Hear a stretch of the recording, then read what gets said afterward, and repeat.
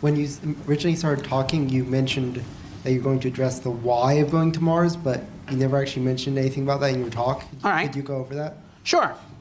Okay. As I see it, there's 3 reasons why Mars should be the goal of our space program. And in short, it's because Mars is where the science is, it's where the challenge is, and it's where the future is. It's where the science is because Mars, okay, was once a warm and wet planet.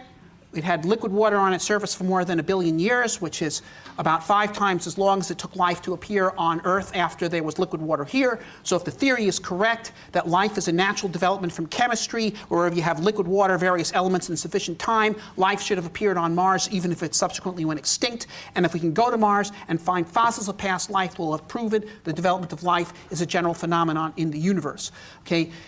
Or alternatively, if we go to Mars and find plenty of evidence of past bodies of water, but no evidence of fossils of development of life, that could say that the development of life from chemistry is not sort of a natural process that occurs with high probability, but includes elements of freak chance, and we could be alone in the universe.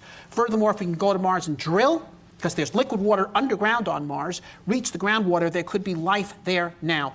And if we can get hold of that and look at it and examine its biological structure and biochemistry, we could find out if life as it exists on Mars is the same as Earth life, because all Earth life at the biochemical level is the same. We all use the same amino acids, the same method of replicating and transmitting information, RNA, DNA, all that. Is that what life has to be?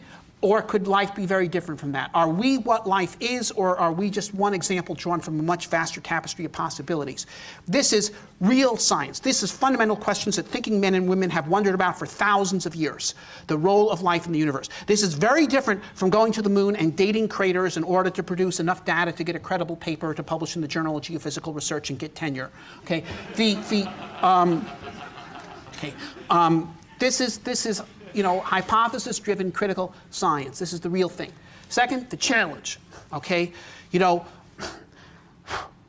I think societies are like individuals. We grow when we challenge ourselves. We stagnate when we do not. Humans to Mars program will be a tremendously bracing challenge for our society, be tremendously productive, particularly among youth, okay? Humans to Mars program would say to every kid in school today, learn your science and you could be an explorer of a new world. We get millions of scientists, engineers, inventors, technological entrepreneurs, doctors, medical researchers out of that. And that the intellectual capital from that would enormously benefit us. It would dwarf the cost of the program. And then finally, it's the future. Mars is the closest planet that has on it all the resources needed to support life and therefore civilization. If we do what we can do in our time, establish that little Plymouth Rock settlement on Mars, then 500 years from now, there'll be new branches of human civilization on Mars, and I believe throughout nearby interstellar space. But, look, I ask any American, what happened in 1492? They'll tell me, well, Columbus sailed in 1492, and that is correct, he did. But that's not the only thing that happened in 1492. In 1492, England and France signed a peace treaty. In 1492, the Borgias took over the papacy. In 1492, Lorenzo de' Medici, the richest man in the world, died.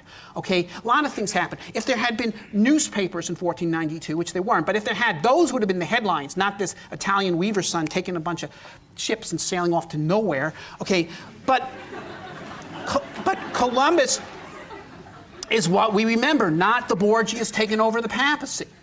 Okay, well, 500 years from now, people are not going to remember which faction came out on top in Iraq or Syria or whatever, and and who was in and who was out,